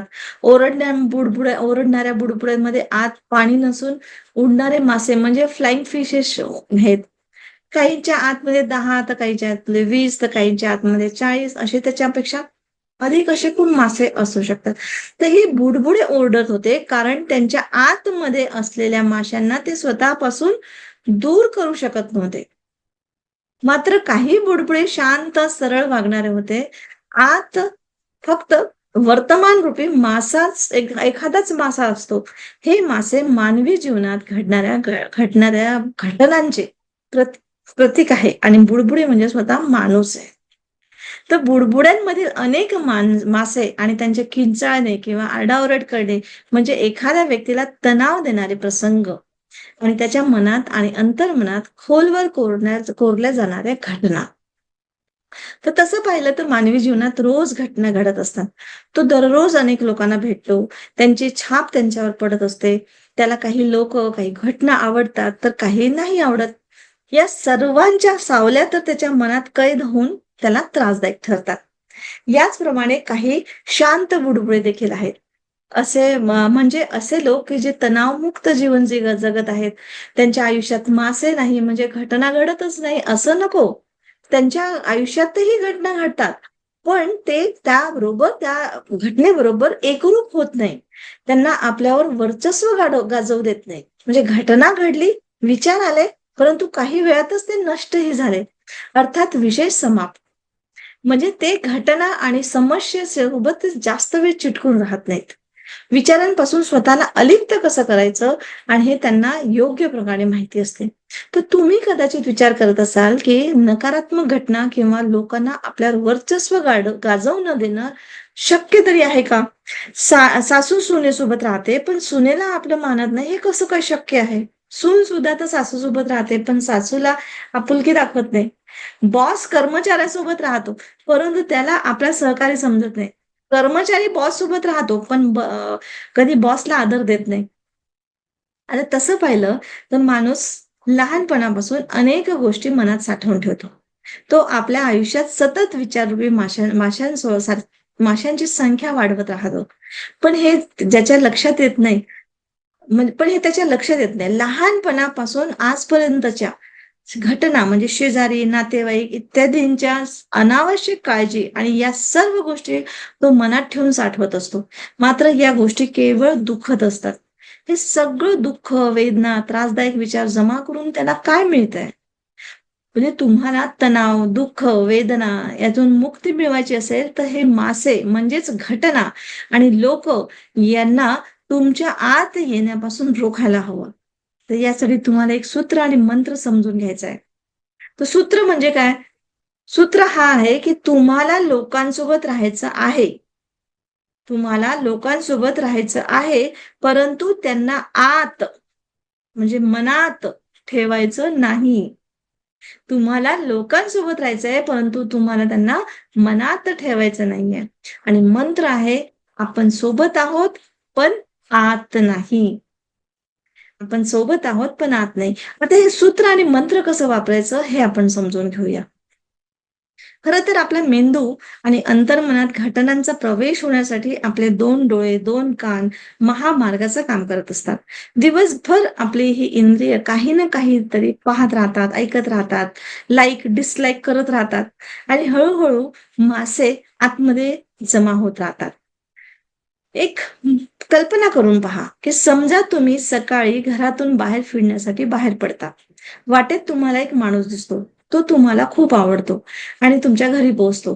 मग एक भिकारी दिसतो, जो भयंकर दिसत होता. त्याचा तिरस्कार जरी वाटला, तरी तोही तुमच्या घरी पोहोचला. एक मूल पाहिलं, वाह! काय गोंडस बाळ आहे, असं वाटलं. म्हणजे तोही तुमच्या आतमध्ये पोहोचला. अपघात पाहिला आणि भीती वाटली. बाजारात नवीन गाडी पाहिली, इच्छा जागृत झाली. काही जाहिराती पाहिल्या, हे खा, ते खा, हे परिधान करा, हे शेव्हिंग क्रीम लावा, ते ब्युटी क्रीम लावा, काहींना लाईक करा, काहींना डिसलाईक करा. एक ना अशा अनेक घटना दिवसभर तुम्ही पाहत असता. आणि मग जेव्हा तुम्ही संध्याकाळी घरी येता, तेव्हा हे सर्व लोक तुम्हाला दिसतात. यात तुमचा आवडता फिल्म स्टारही असतो, गोंडस, भिकारी, मूल, गाडी, ट्रॅफिक या सगळ्यामुळे तुम्हाला टेन्शन येतं.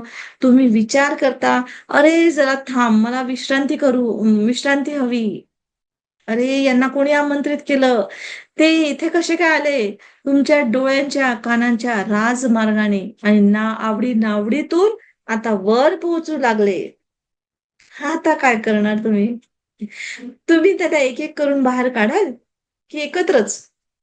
इतकी सगळी माणसं एकाच वेळेस बाहेर काढणं जरा अवघड आहे, हो ना? त्यामुळे आजपासून तुम्हाला त्यांना आत घेण्याच्या आधीच सूत्राची अंमलबजावणी करणं जरुरी आहे. म्हणजे आम्ही एकत्र आहोत, पण आत नाही, हा मंत्र वापरायचा आहे. म्हणजेच त्यांना बाहेर ठेवायचं आहे, आतवर पोहोचू द्यायचं नाही. जसं आता उदाहरणार्थ तुम्ही तुमच्या आजारी मित्राला रुग्णालयात भेटायला गेले. तुम्हाला त्याला मनापासून मदतही करायची इच्छा असते, पण तुम्ही त्याच्या बाजूला जाऊन झोपतही नाही. नाहीतर तुम्हालाही सलाईन लावावं लागलं असतं ना, तुम्हाला इतकं कीव आली असती तर. पण तुम्हाला मदत करायची आहे, तर त्याच्यासाठी प्रार्थना करायची असते. त्याला सांत्वना द्यायची असते. त्याला भेटून पुन्हा घरी यायचं असते. म्हणजेच आपण सोबत आहोत, पण आत नाही. म्हणजे एका बेडवर नाही. या मंत्रासोबतच तुम्हाला एक मुद्रा देखील दाखवली जाते हे, की याचा उपयोग करून तुम्ही तुमच्या घटनांना तुमच्या आतमध्ये प्रवेश करून रोखू शकता. तुम्ही चुटकी वाजवून एखाद्याला हाताने बाहेर जाण्याचा जसा इशारा करता, म्हणजे हा एक इशारा आहे. है ना? तर जसं तुम्ही कोणाला चुटकी वाजवून बाहेर जाण्याचा इशारा करता ना, बाहेर असं. तर तशा पद्धतीने लाइक, डिसलाइक किंवा किंवा चुटकी वाजवून त्यांना असा एक आपल्या मेंदूला संकेत द्यायचं, की जे नको आहे, जे गोष्ट आपल्याला पाहिली आणि नको आहे. "निकल मेरे घर से." आहे ना? अशा टाईपचं वगैरे आपल्याला त्यांना एक म्हणजे संकेत द्यायचं. तर अशा पद्धतीने प्रत्येक व्यक्तीला तुम्हाला आपल्यासोबत, आपल्या आतमध्ये प्रत्येक वेळेस ठेवायची गरज नाही आहे. तर ही जी मुद्रा तुम्हाला सांगितलेली आहे, की बाहेर जा. ही मुद्रा तुम्हाला लक्षात ठेवायची. म्हणजे ट्रिगर पॉइंट द्यायचा आहे आपल्याला. तर अशा पद्धतीने आपल्याला जीवनामध्ये वाटचाल करताना काही गोष्टी आत प्रवेश करतात, जोडल्या जातात. पण काही गोष्टीसाठी आपल्याला सतर्क राहणं खूप आवश्यक आहे. म्हणजे ध्यान, प्रार्थना, सूत्र, मंत्र, मुद्रा ह्या साहाय्याने आपल्याला त्यांना रिक्त करता येतं. म्हणजे आतापर्यंत मी जसं सांगितलं, ध्यान सांगितलं, प्रार्थना करतो, सूत्र सांगितले, मंत्र सांगितले, मुद्रा सांगितल्या काही गोष्टी. तर ह्या सगळ्या आपल्याला ट्रिगर आहेत आपल्या आयुष्यामध्ये, आपल्या ह्याच्यात. तर हे तुम्हाला खाली करण्याची प्रक्रिया करून देते तुमच्याकडे. तर अशा पद्धतीने आपल्याला आयुष्य पुढे जगायचं असतं आणि याच्यातून तुमच्या आयुष्यातल्या म्हणजे निगेटिव्हिटी कमी होत जाते. आणि जरी आलं तरी वर्तमानातली असतात आणि ते वर्तमानात तुम्ही लोकांशी कसे वागत आहात त्याचा तणाव तुम्हाला येणार नाही. म्हणजे तुम्ही अवेअर होऊन जाता ह्या सगळ्या गोष्टी. तर हे सर्व तुमच्या आजूबाजूला तरंगत असतील तरी पण ते तुमच्या आतमध्ये प्रवेश करू शकत नाही. तर आता एक शेवटचं तुम्हाला एक सांगते की तुमचं अस्तित्व आहे. नवीन घोषणा द्या तुम्हाला, की आता बस करा. म्हणजे तणावाला बस करा. आता हे माझं अस्तित्व आहे. तर अस्तित्व काय? तर तणावावर लक्ष केंद्रित करण्याऐवजी समंजसपणे आनंद वाढवणाऱ्या शब्दांचा उपयोग करा. त्यामुळे तुमचं जुनं जे दुष्टचक्र असेल ते खंडित होतं, तुटतं आणि आनंदाचं नवीन चक्र तयार होतं. तर आपल्याला तणावाचा सामना करावा लागतो म्हणजे तेव्हा त्या मेंदूमध्ये कोणत्या प्रक्रिया उमटतात आणि त्याचा काय दुष्परिणाम होतात हे तुम्हाला समजून घेणं पाहिजे. खरं तर तुमच्या मेंदूत काम करण्याची अफाट शक्ती असते. तर तो कोणत्याही तणावाशिवाय सहजपणे काम करू शकतो. पण जेव्हा तुम्ही तणाव किंवा त्याच्यासारखे शब्द वापरता म्हणजे जसं मला खूप कामं आहेत, माझं भविष्य असुरक्षित आहे, तेव्हा हे काम केव्हा होणार? कधी मी घर बांधून घेऊ शकेल? बापरे! माझ्या समस्या कधी सुटतील? माझे मुलं कधी समजदार होतील? कधी मोठे होतील? केव्हा, केव्हा, केव्हा? आपल्याजवळ हे नाहीये, ते नाहीये. दरवेळेस तणाव, तणाव. म्हणजे हे शब्द जेव्हा तुम्ही वापरता ना, तर हे अपूर्ण सारखे शब्द असतात. म्हणजे हा उच्चारताच तणाव सुरू होऊन जातो. आणि म्हणजे मेंदूकडे त्या तणावाचा संदेश म्हणजे आदेश मिळतो. आणि संपूर्ण शरीरामध्ये ती रासायनिक प्रक्रिया सुरू होऊन जाते आणि जी रसायनं खर्च करण्यासाठी योग्य मार्ग नाही दिसला ना, समजा कारण मध्ये जे केमिकल्स तयार करण्याची सोय दिली आहे निसर्गाने, त्याला म्हणजे कसं आहे तुमच्या शारीरिकतेने तुम्हाला तुमच्या म्हणजे काय म्हणतात त्याला हालचालीने तुम्हाला ते खर्च करावं लागतं. पण तुम्ही जर ती खर्च केली नाही, तर ते शिल्लक राहतं आणि मग तो शिल्लक राहण्याचा तो चिड किंवा रोग निर्माण करतं आतून. कारण त्याला स्पीड द्यायची आहे ना. केमिकलचं महत्त्व काय आहे, की तुम्हाला स्पीड देणं आणि ती स्पीड तुमच्या शरीराच्या मार्फत नाही मिळालं, तर तो आतमध्ये येतो आणि मग आतमधल्या तुमच्या पेशींना तणाव देतो आणि तिथून मग रोग निर्माण तयार होते.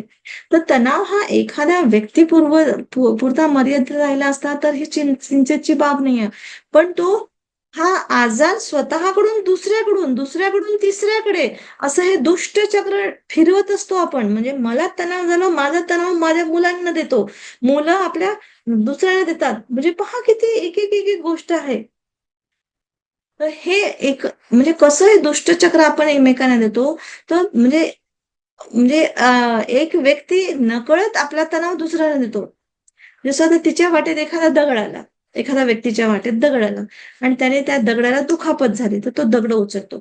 त्याच्यावर तणाव हा शब्द लिहून शेजारच्या काचेवर मारतो, शेजारच्यांच्या. काचेवर मारल्याबरोबर त्याने त्याला जर म्हणजे तो शेजारी समजा झोपला असेल, उठला तर तोच चिडतो. त्याचा काच फुटला ना, तर त्याच्या मग तो परत तो त्या तणाव त्याच्यावर लिहितो आणि तो मग खुर्ची म्हणजे बॉसच्या खुर्चीच्या खाली ठेवतो. म्हणजे कसं आहे, मी हे प्रत्यक्ष त्याच्यात एक गंमत म्हणून मी तुम्हाला सांगते आहे अशा टाईपचं. पण ॲक्चुअली आपण अशा पद्धतीने तणाव एकमेकांना देत असतो. आपलं टेन्शन दुसरं आहे. मला घरात टेन्शन आलं म्हणून मी बाहेर माझ्या मुलांना वेगळं म्हणजे एक टीचर घरात टेन्शन असेल, बाहेर मुलांनाही देईल. मुलांना तणाव जास्त आला तर तो आई-वडिलांवर देईल. आई-वडिलांना झालं, तो बाहेरच्या एखाद्या बॉसला देईल. म्हणजे अशा पद्धतीने आपण हे सगळं फिरत आहोत तणाव एकमेकांच्या ह्याच्यामध्ये. त्यामुळे आपल्याला स्वतःला जागृत होऊन ह्या तणाव देण्याची सवय मोडणं खूप गरजेचं आहे. इतरांना तणाव दिल्यानंतर स्वतःला रिलॅक्स वाटतं. परंतु ज्याला तणाव देतो त्याला आपलं टेन्शन इतरांना देण्यासाठी तो दुसऱ्या मनुष्याला म्हणजे शोधत फिरतो. शेवटी अनेक वेळा तो तणाव फिरून पुन्हा आपल्यापर्यंत कारण आपल्यालाही तणाव देणारा कोणीतरी आहे ना. तर अशा प्रकारे हे दुष्टचक्र चालूच असतं. तर हे तणावाचं दुष्टचक्र थांबवणं अत्यंत गरज आहे. तर हे कुठून थांबेल? तर हे माझ्यासाठीच, माझ्याच म्हणून आपल्यालाच पुढाकार घ्यायला पाहिजे. म्हणजे आता ह्याच्यानंतर असा प्रश्न विचारू नका, की मलाच तणाव येतो, माझ्यावरच सगळ्या जिम्मेदारी आहे, तर मी काय करू? मी कसं करू? तर मलाच थांबवायचं ही जबाबदारी माझी आहे, असं समजून हे दुष्टचक्र ब्रेक करायला आपणच जिम्मेदारी घ्यायची आहे. तर सर्वात प्रथम म्हणजे मी समजून एक ध्यान तुम्हाला सुंदरसं सांगते आहे. तर स्वतःला शांत करायचं म्हणजे याच्यात सांगितलेलं आहे. तर ही जी काही आतापर्यंत आपल्याला जी समज मिळाली आहे, ती आपण ह्या ध्यानाद्वारे आपल्या अंतर्मनापर्यंत पोहोचवणार आहे, की आपल्या मनाचं सर्व ओझं एका वेळेस विलीन करायचं आहे आपल्याला. तर नीट ऐकून घ्या आणि नंतर मग तुम्ही स्वतःला रात्री झोपताना हे ध्यान स्वतःच्या सहज आणि सुलभ असं म्हणजे पद्धतीने स्वतःलाच ध्यान म्हणजे घ्यायचं आहे. म्हणून याचं नावच मी असं दिलंय, की स्वयं अस्तित्व ध्यान. है ना? तर सर्वप्रथम ऐकून घ्या किंवा मी बोलते तशा पद्धतीने करा. ठीक आहे? तर सर्वप्रथम सुखासनात किंवा आरामदायक वाटणाऱ्या आसनात बसा. डोळे बंद करा. डिस्टर्ब होणार नाही याची काळजी घ्या. काही क्षण दीर्घ श्वास घ्या आणि हळू सोडा आणि रिलॅक्स व्हा.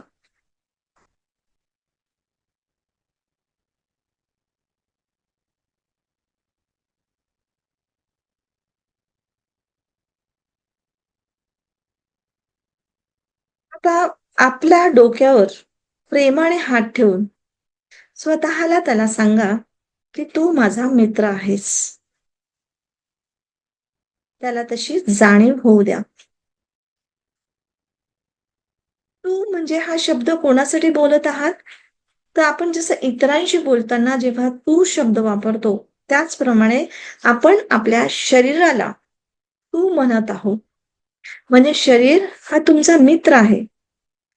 तो तुमच्या सर्व कामं करण्यासाठी मदत करत असतो. तर तसंच आपल्या मेंदूला आपण त्याला सांगत आहोत, की तू वेगळं आहेस आणि शरीर वेगळं आहे. म्हणजे तुम्हाला अलिप्तपणाची भावना जाणवेल. म्हणजे आपण जे काही बोलतोय ते आपल्या शरीराला सांगतो आहे. म्हणून त्याला तू म्हणायचं. त्याला म्हणायचं, "तू माझा मित्र आहेस."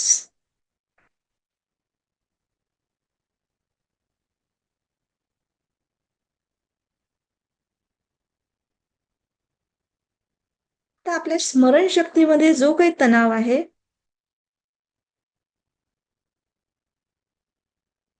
त्याला जाणीवपूर्वक बघा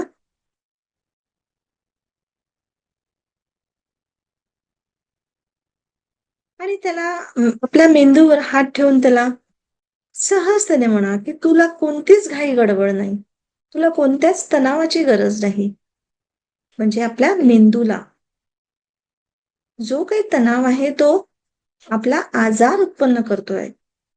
त्यामुळे त्याला जाऊ दे. रिलीज कर. आता आपल्याला त्याची गरज नाही. म्हणजे तुमचा मेंदू म्हणजे तुमच्या शरीराचा पार्ट तो तुमचं म्हणणं स्वीकारतो. असा अनुभव घ्या. तुमचा मेंदू तुमचं ऐकतो आहे.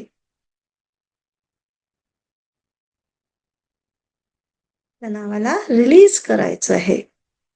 त्याला सांगायचं, की आता आपल्याला तणावाची गरज नाही. त्याला रिलीज करायचं.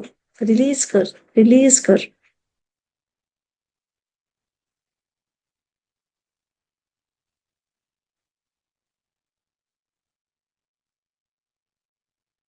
आता पुन्हा डोक्यावर हात ठेवून बोला, की मी माझा स्व उपस्थित आहे.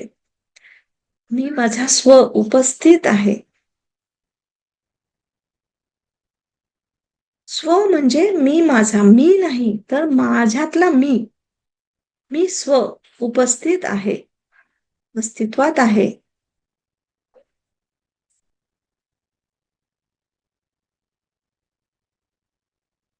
ह्या माझ्या स्वकडून मी माझ्या शरीराला बघतो आहे आणि आपली उपस्थिती जाणून घ्या. तुम्हाला काही करायचं नाहीये. जे आजपर्यंत आपण काही केलं नाही, भविष्यातही काहीच करू शकत नाही. हे आपल्या मनोशरीर यंत्राद्वारे म्हणजे मन, बुद्धी, शरीर म्हणजे तुमच्या मित्राने केलेलं आहे. तुमचं मन, बुद्धी आणि शरीर हे तुमचे मित्र आहेत.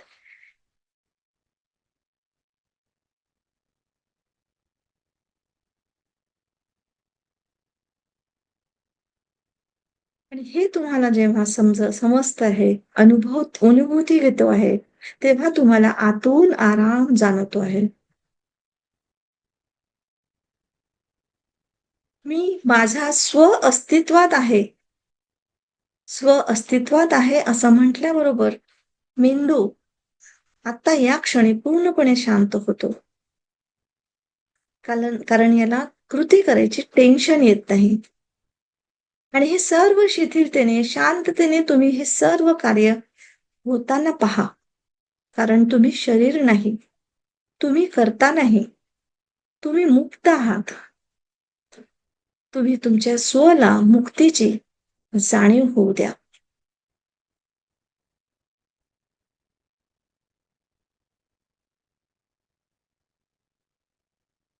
तुम्ही तुमच्या शरीरासोबत आहात, पण मुक्त आहात. तुम्ही वर्तमानात आहात, पण मुक्त आहात. आपल्या शरीरावर, आपल्या डोक्यावर हात ठेवून पुन्हा म्हणा, "तू माझा मित्र आहेस." आणि असं म्हणताच, मनातल्या मनात म्हणताच तुम्ही वेगळे आहात आणि शरीर तुमचा मित्र आहे, हे तुमचं स्पष्टपणे तुमच्या लक्षात येतं.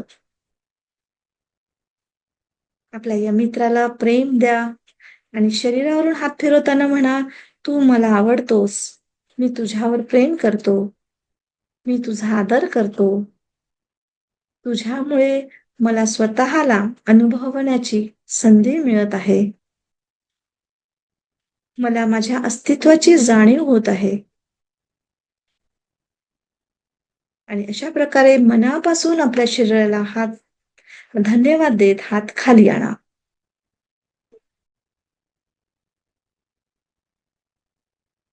आता तुम्ही मुक्त आहात, वर्तमानात आहात आणि या जाणीवेबरोबरच शरीरात एक नवा विचार येतो आणि जुनी धारणा नाहीशी होते. आणि या जाणीवानेच शरीरामध्ये एक नवीन लहर, नवा उत्साह निर्माण होतो. आणि जसजसं मी कोण आहे याच्या खोलात तुम्ही जसजसं जाल तसतसा तुमचा उत्साह वाढत जातो. मी कोण आहे याची अनुभूती या मानवी शरीरातच होते. त्या मानवी शरीराला आपला मित्र समजून हळूहळू या अवस्थेतून हळूहळू बाहेर या आणि हळूच डोळे उघडा. आणि आता तुम्हाला कसं वाटतं ते जाणा.